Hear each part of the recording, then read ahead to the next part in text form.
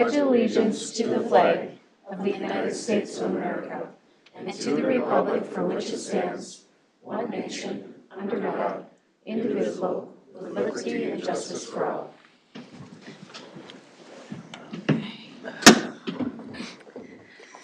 All right, has council had the opportunity to review the meeting minutes of April 2nd and 11th?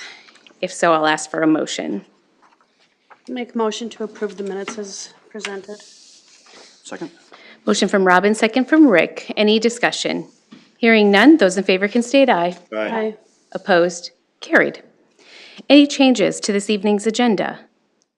Hearing none, I'll ask for an approval of the set agenda. Motion to approve the agenda is presented. Second. Motion from Rick, second from Mike. Those in favor may state aye. Aye. Opposed? Carried. Guests in open forum. Anyone wishing to address? All right, we'll move into committee reports.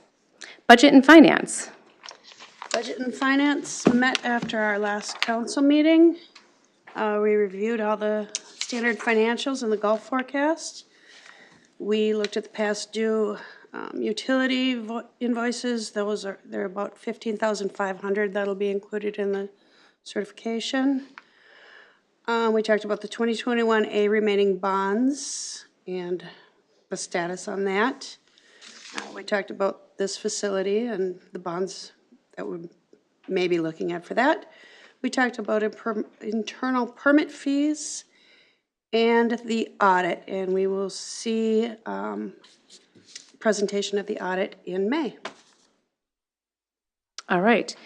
Personnel, we discussed a couple items. It was a very quick meeting. We discussed summer hours, which is on our consent agenda for this evening, as well as our hiring and termination report, how the adjusted last name is removed from future reports. And that was about all that we discussed at that meeting. EDA. EDA, we met last Monday. We had a monthly market, the housing update. Again, not much has changed. We have properties that are selling when they get to market, but there's not a lot of inventory, so therefore, if you can get a house, buy it. We had, let's see, and then mainly after that, it was just some updates on some of the ongoing projects we've had. We also teed up we'll be having future discussions, the tax abatement policy, and then the talking about the sack and whack fees. So not a whole lot of discussion on it, but just kind of some tee up for some future discussions. So. All right, Public Works, we discussed the purchases that are on this evening's agenda packet under number 9. We discussed those, as well as we just kind of briefly, again, we're keeping the conversation of the Public Works facility, the feasibility study. We're just keeping up to date as the other committee did with our building here, so we're just continuing with that. And then we discussed the wells 7 and 8. Remember how we will be discussing that in the near future as well with those two wells not in operation at the moment, but their capabilities to come online. How about Fire Board? Fire Board, we met last night. We went through, our bills and payroll and discussed our financial reports. We accepted a donation of $250 from Liberty Paper, and there was 38 calls last month, which is higher than usual, so that was kind of interesting to see. Yeah, it was. That's about it. Any committees that missed? All right. Park and Rec did not meet, I heard, so. Okay. We'll move into public hearings. So certification of snow and utility charges with Mr. Ebensteiner. And I'm going to go ahead and open the public meeting at 5:04. Thank you, Mayor, Council. Here tonight have the public hearing for certification of delinquent utilities and snow removal charges. So Council did approve the public hearing on April 2nd. So here we are on the 16th. We had sent out notices on April 2nd and the 4th. So on the utility side, on the water and sewer utilities, we did look through the system. It was, we look at any delinquent accounts over 60 days past due and over $50. So currently we have around 50 properties on the list, totaling just under $13,000. So those utility customers will have until May 24th. So they'll have a little over 30 days to make payment with no additional charges or interest. On the snow removal side, there we have 17 properties totaling $3,400. And there also, those customers will have until the 24th with no additional fees or interest. This is a little unique. We normally have not done a spring certification, so we are doing a spring and then we'll have an additional fall. So we'll track these assessments internally, and then as customers pay throughout the year, we'll calculate the amount of interest and the fee. We'll take payments through November 15th, and then any remaining amounts that are still due, we'll calculate the interest and then submit to Sherburne County for collection with the 2025 property taxes. So there's a exhibit attached to each of the resolutions that summarizes the PIDs and amounts. So we'll track those payments through May 24th, and then go from there. But I can answer any questions, or if anybody was here to speak on the for the public hearing. Are most of the parcels empty lots, or are they? Not necessarily. A combination of, on the snow removal side, combination of businesses and personal residences. And then on the utility side, some vacant, some businesses, some residents, so a mix for the most part. And to expand on that, we do work closely with residents, if they call and, a payment plan and, pay what they can and kind of work through there. So even on the assessment side, they'll have through November to pay what they can, and then any additional would be assessed. So we'll work closely with residents, and Christine does a great job of tracking those payment plans and, what people are able to pay at those times. Does council have any questions for Mark? Is there anybody from the audience here wishing to address the delinquent notices? If not, I'm going to go ahead and close the public hearing. Do you make a motion? Yes, I need a motion. Yeah, I'll make a motion to close the public hearing. I'll second. Motion from Rick, second from Mike. Those in favor may state aye. Aye. We are closed at 5:07 p.m. Make a motion to adopt resolution 24-26, adopting assessments for delinquent utilities. I'll second that. Motion from Rick, second from Mike. Any discussion on that? With none, those in favor can state aye. Aye. Opposed, carried. I'll make a motion to adopt resolution 24-27, adopting assessments for delinquent sidewalk snow removal charges. I'll second that. Motion from Rick, second from Mike. Those in favor may state aye. Aye. Opposed, carried. Thank you. Thanks. Board Committee and Consultant Reports, 2024 BAC Improvements. Mr. Lisson. Good evening, Mayor and Council. For you tonight, I have an RCA and Resolution 2423. It kind of outlines our proposed improvements to the BAC, Becker Athletic Complex, for 2024. There's a lot of information in the packet, so I tried to include all the quotes that we had. The report that Becker Youth Baseball had put together, so you had that to see. Included my little printout from our discussion at exec, so plenty of reading there for you. Hopefully that soothed you as you were in bed getting ready to go to sleep. So, just a little bit, kind of outline what we're looking at. There's kind of 5 projects that it was really a collaborative event or undertaking. Becker Youth Baseball engaged the city. City staff have met with them. We met on site at the Becker Athletic Complex and talked through some of the projects that are listed tonight. Well, all the projects are listed tonight. We also asked Becker Youth Baseball to prepare the report that was included. We've over the last couple of years tried to kind of define the process of how, if they have concerns, things they want to see done at the complex, how do we kind of bring that through first our committee and then up to the council for approval. What we've kind of directed them is kind of outline what you want to see done. If you are willing to contribute funds from your organization, that would be helpful. So they did that again this year. We did have it go to the Park and Rec Committee for consideration, so we had a good discussion there. And they approved or recommended that it go to council for consideration. The 5 projects that we've kind of focused in on for this year, we have some door work for the concessions building, so we'll replace 1 full door and frame and a couple other doors and then some hardware. We're looking to move the fence in on Field 3, so if you go north side is to the left or the west is Field 1, then 2 to the east, and then 3 to the south, and the Buzzards Field is 4, so that's south and west. Youth baseball had a desire to move the fence in on 1 field. It kind of became a twofold benefit for baseball. Younger players would have an opportunity to hit a home run, so an experience they wanted some of the youth to be able to have.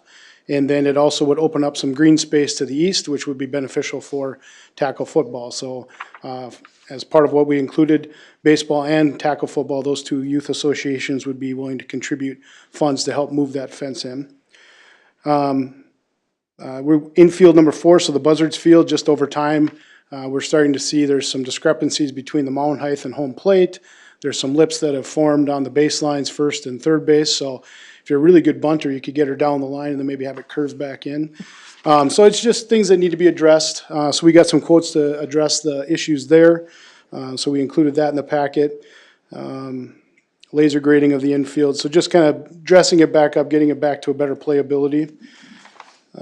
Safety netting, so youth baseball had identified this as one of their top priorities.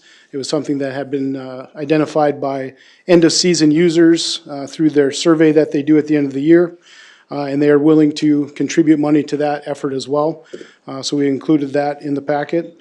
And then the last one was adding another set of batting cages. So when we moved the fence in on Field 3, we would create additional space between where the fence is and where kind of the playground is at the BAC. The proposal that we came up with is if the Youth Baseball Association was willing to purchase the kit, so the poles and the netting and all that, the city could contribute labor to install it, and then we'd purchase concrete to put in the footings and then put an edging around it and some lime inside, so it'd be a nice addition to the complex. So those are the 5 projects that would be included in what we have for you tonight. The city, we did budget $60,000 for BAC facility improvements in 2024. So with what baseball and football youth are willing to contribute, plus that $60,000 from the city, we could accomplish those projects. So tonight I'm looking for a motion and a second to approve Resolution 2423, which would authorize staff to complete the 2024 BAC CIP improvements as described for an estimated price of $58,634 and not to exceed the budgeted amount of $60,000. And with that, I can answer any questions if you have any, or at least try. Well,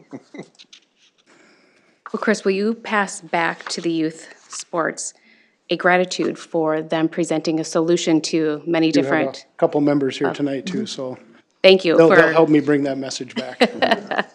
yes, have our gratitude that we are very thankful that you've come up with solutions and are willing to chip in to identify those and present them, and we're very happy to work with you to fix those, so thank you.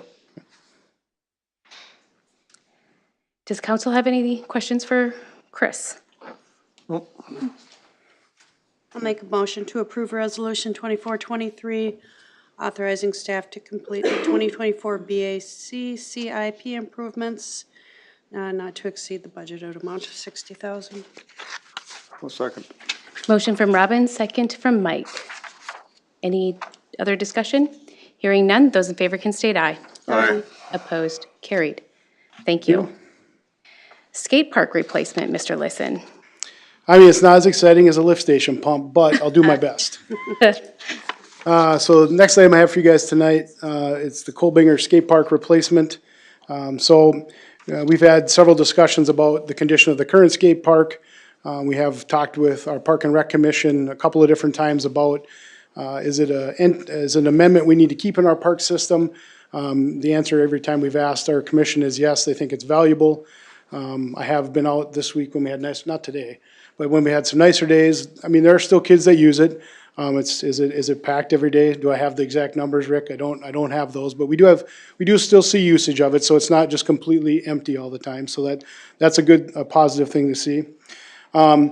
this has had some different iterations. Kind of my idea coming in was we could do something bigger and better in that. And I think through our discussions, we probably had a good a path to say, well, I'm not really sure that this is used in a way that we need to go bigger and better at this time in Becker. So next step was kind of reaching out. We reached out to the American Ramp Company and just asked for a kind of like-for-like replacement. So if we just left it where it was, if we got equipment that was similar to what we had, and we replaced it, what would that cost be?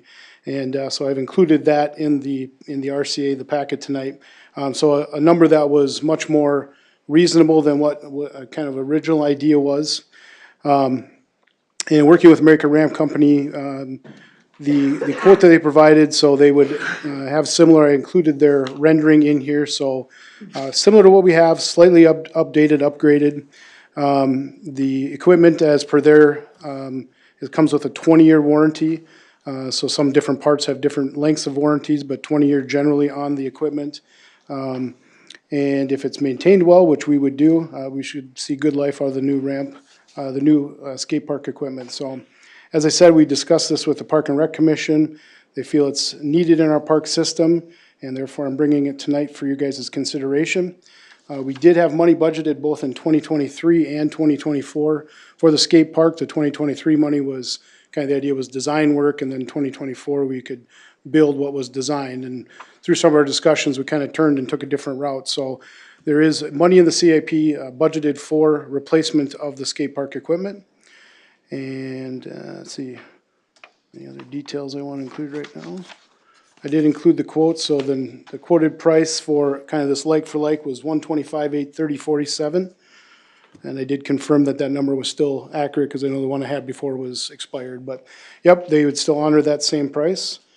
And with that, I would look for a motion and second to approve Resolution 2424, approving the Colbinger Skate Park replacement for that quoted price of $125,830.47 and not to exceed $138,300. So I included 10% because just thought being if we move a piece of the existing equipment and the concrete for some reason was kind of deteriorated or cracked or needed replacement, we'd have a little bit of money there that staff could cut that out and just do a replacement. So hopefully we won't find any surprises when we move the old equipment, if you approve it. But if there was something like that, then we could address that out of what we already have approved. So that was the idea with the contingency on this one. And with that, I'll answer any questions.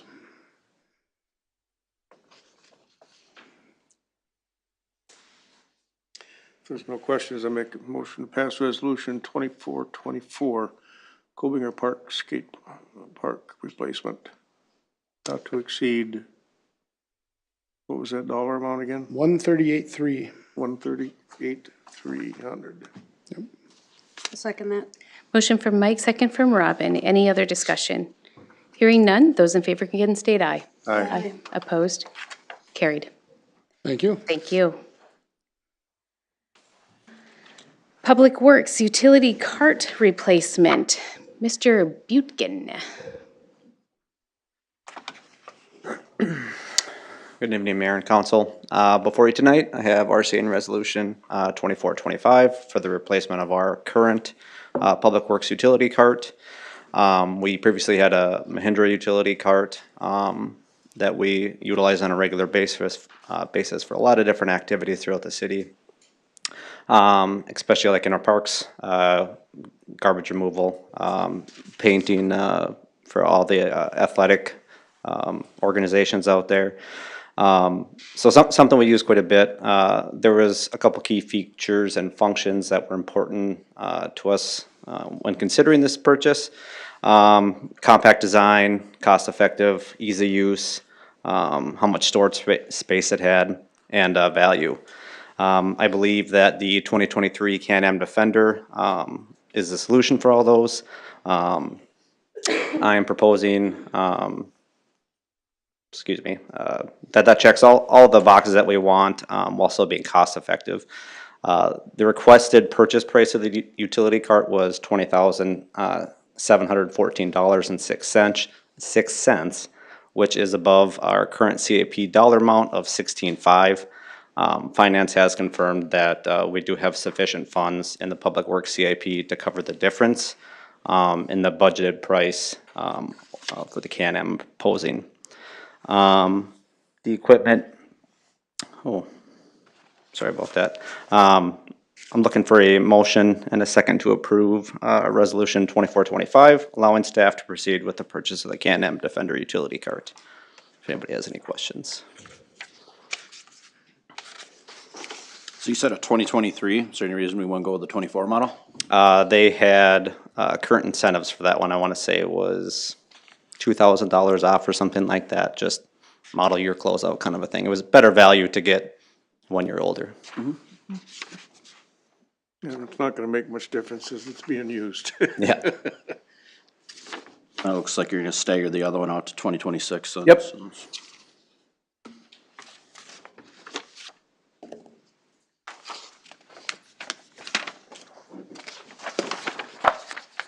I'll make a motion to approve Resolution 2425, replacement of utility cart for Public Works.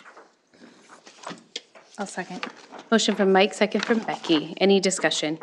Hearing none, those in favor may state aye. Aye. Opposed? Carried. Thank you. I also have, If I introduce it real quick. Sorry. I know you, last time you ran away, this time you're like, let's just get over with. Public Works pull behind mower purchase. Mr. Buchan. Might as well get it while you're on a roll. I have RCA in Resolution 2428 for the purchase of a pull-behind mower for the Kubota utility tractor. If you recall, last year when we purchased the Kubota tractor, one of the main reasons for its purchase was replacement for our large area mower. That was quite expensive. The Kubota tractor is a multi-use machine that can also be used for large area mowing. In my research for a mower, I really wanted a good quality and durable item that is, again, a cost-effective option. I researched 3 total brands, had very similar specifications, but I ultimately landed on the Lampride mower. It stood out mostly because I could go out and see it. All the other mowers were 3-hour drives to go and see one that was at somebody's farm and another one that was at a different facility. I like being able to go and put my hands on things, especially with equipment, just to kind of see what it's all about. I think you can probably relate. Everybody's bought something online that ends up not being what they thought it was going to be when it shows up at the doorstep. So, the pull-behind mower, the Lampride, was really well built. Metal was thicker gauge. You could grease a lot more items on there than some of the other models. The Public Works Department will ultimately like to purchase a Lampride mower. We had one previously that served the department well. The mower was quoted at $22,850, which again is above our budgeted amount of $20,000. I again spoke with finance, and again we have some savings in our park CIP budget that we will more than cover the full cost. Also discussed with Public Works, and they agreed to bring it in front of council tonight. I'm asking for a motion and a second to approve Resolution 2428, allowing Public Works staff to proceed with the purchase of the Lampride pull-behind mower. If anybody has any questions. Corey, could you give us an idea of like where this type of equipment would be used? Like, BAC would be the easiest one. It's got a 12-foot cutting width, so we can cover a lot of ground with that. The previous mower, just under 12 feet. Our previous Toro mower, I think, was about 11 feet. BAC, Pleasant Valley, City Park, all places that would be a good fit for that mower. So. You said the other 2 models that were, you had to drive far distances to go look at them and that, those were all similar priced? Similar price. This was middle of the road. The Brush Hog was more, and then it was through John Deere. Frontier mower was slightly less. So,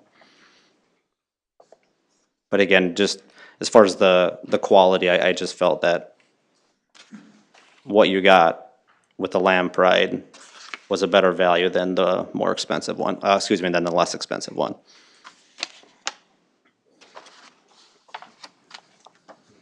I'll make a motion to approve Resolution 2428, authorizing staff to purchase the Lampride pull-behind flex mower. I'll second that. motion from Rick, second from Mike. Any other discussion? Hearing none, those in favor may state aye. Aye. Opposed? Carried. Thank you. Thank you. Administrator and staff reports. Third Street parking, Mr. LaRude. So Mayor Bertram, City Council members, staff discussed the use of Colbinger Park for non-park related activities following our exec session last week. I included a map with the RCA showing kind of the existing controls that we have out there. Public Services Director reached out to the Activities Director at the school who indicated that they would inform sports teams, the athletes and their parents that that park is not to be used for their events. And to that end, they put up signs now at the park entrances saying not for their event parking. We had a well-attended event last Friday, and I believe there were only 2 cars in there that were not related to the park activities. So it may be having its intended consequence. Given that it is the middle of the season, I'm a little reluctant to say we should do something really significant. By the time we get what we need, the season's gonna be close to being over. So I think doing a couple of minor things at this time would include some signage facing outward from the park. Right now, we have signs inside the park that say park only parking. Something that would face out, so as people pull in, they could say, oh, I'm not here for the park, that just another level of information to them. The police have done some directed patrols over there, so they will have a presence, and that should have a deterrent effect. And then we are now sending park reservation information to the police, so they have updated. So if there's a conflict on a Saturday or a Sunday or a Friday night with a reservation, it can be resolved right there with the people who have rented the facility. So right now, that's what we would recommend, and then just monitor. And then before the football season, the fall comes around, to kind of relook at this and see what worked and maybe what additional steps we might want to take between now and then. The one alternative that we did talk about, and I would throw it to you for discussion, is staff had the idea that maybe the school has to rent the park when they have activities, and then we don't have to worry about a conflict. They can use it unrestricted as an alternative. So with that, we will take any direction you have and we'll implement what you would like to do. So, since we got, numbers and paper here tonight, do we wanna maybe just give a 30-second just why we're doing this? So we've had over the last several years, both with spring events and fall events, the school fields are very close to Colbinger Park, and the Colbinger parking lot is the most convenient lot that's currently there for those fields. As part of the 24th Street project, we put an alternate in that would have created a new parking lot on the east side of 3rd Street, right next to the fields. That would have been, the city would have done it as part of our project, and then the school would have paid for it. The school declined to do that, so we're now looking at how we can keep our parking lot available only for park use, rather than have spectators and athletes and parents parking in the park parking lot, and make it not available for people who want to use the park.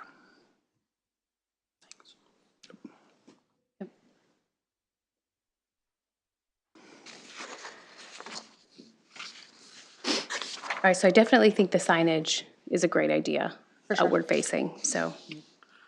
Yeah, it's been on, what do you call it, the community pages it's been on already. But On Friday, we're more professional looking, so I think people were aware of them a little bit better. Okay. You know what I mean? And it is education. I mean, those that rent the park, especially for like a graduation party or, some sort of a celebration event, it's not fair to them Right. being unable to utilize that, so. Is that the only discussion you needed us to have? If you're fine with or- those actions that I outlined, that's what we'll do, and then we'll bring this back mid to late summer. Okay. Okay. All right. All right, call for public hearing on easement vacation. Mr. Sanders. Good evening, Mayor, Council. As Grant Rademacher, who is owner of Bill's Family Foods here in Becker, in preparation for their expansion to the grocery store and liquor store, they've submitted a prelim and final plat to the city. In addition, he has also submitted a vacation application. He currently owns 2 lots. One is where the former bar was, owned by Gilliard's. One is the grocery store. In between those two lots is a lot line, which lies in the way of doing an expansion. So to plat, under our current code, a plat is required to combine those together. It would put it into one big lot. In order to build across, there's several easements that lie adjacent to that lot line.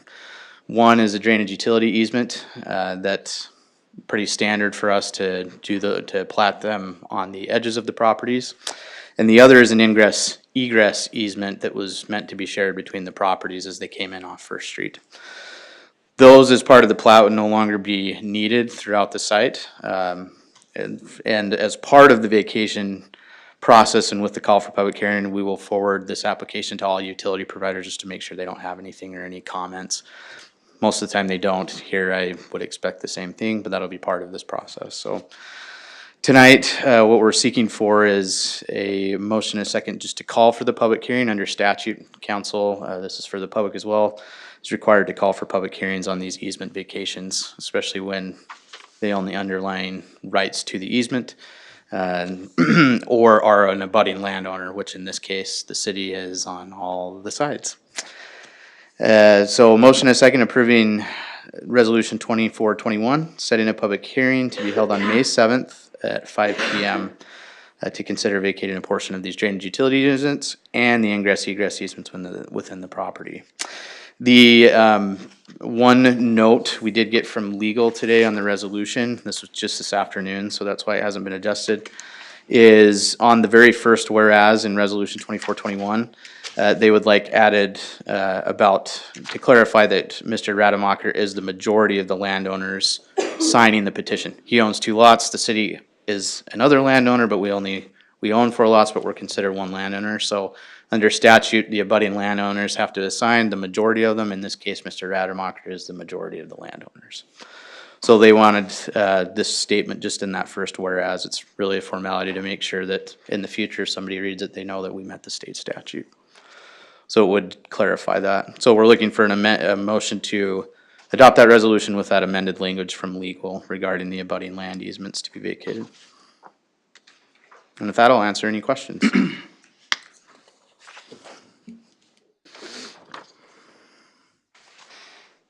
I'll make a motion to adopt resolution 2421 as presented tonight, which will also call for a public hearing on May 7th at or near 5 p.m. With the amended language, correct? As Yes. was presented. Okay, I'll second. perfect. Motion from Rick, second from Mike. Any other discussion? Hearing none, those in favor can state aye. Aye. Opposed? Carried. Thank you. Thank you.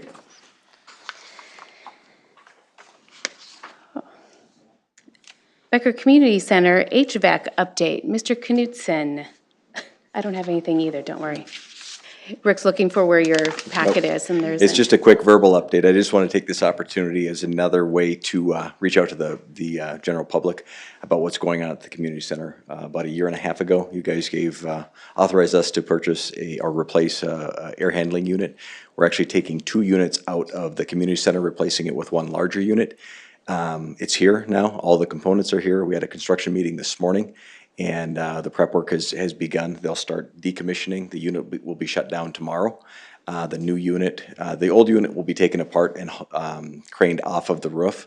There's a roof opening big enough that we can get all the units out of there and bring the new one back in. So as a perspective for everybody, where you're seated right now is smaller than the air handling unit that we're replacing. It's roughly 18 feet long by 8 feet tall by almost 7 feet wide. So it comes in components, and it's a lot of work to get it out of there. There will be one day, weather permitting, next Wednesday, a crane will be on site. Most of the parking lot on the north side of the facility will be shut down. We'll still have access off Bradley and off of Sherburne. But obviously we need to keep public away, and a couple of the rooms will be shut down because we don't want overhead crane work to be going on when that's happening. If everything goes well, the unit will be back on and running the first week of May, and construction should be wrapped up by May 10th, that Friday. So there might be a few controls going on, but just so the public knows, the members will be messaged this similar content, and the signage will be placed within the facility as well. It could get a little stale in there because that main air handler is going down. We're bringing in fans to try and accommodate any ventilation that we can. So the goal is to get it back up and running as quick as possible. with the VAVs coming online a little bit later, which will control all or dial in the air movement. So this is where the rubber meets the road, because I told you we were going to hope to have it prepped for a plug and play. We're really close. We'll see if it works, and if not, it may extend beyond the 3 weeks. But we're anticipating. We had a great construction meeting this morning. All the subs are in line. They know the schedule, and we hope to hit it. So again, just another way of messaging this out there. If you hear anything from anybody, refer them back to myself or Bart over at the community center, as he's knowledgeable of that. Troy Dawson, our maintenance person, is taking lead with it, and he'll be there every morning to make sure they get started, and we can work around the Adventure Zone kids as well to keep them safe while we're doing this. So, but any other questions, just let me know. But it is starting as of tomorrow morning. Okay. Thank you. Thank you. Consent agenda, Mr. LaRude. Mayor Bertram, city council members, items for approval on tonight's consent agenda include the hiring and termination report, adopting resolution 24-22, approving a professional services agreement with ILT Academy, and approving summer office hours for City Hall. And I'll be happy to answer any questions you have.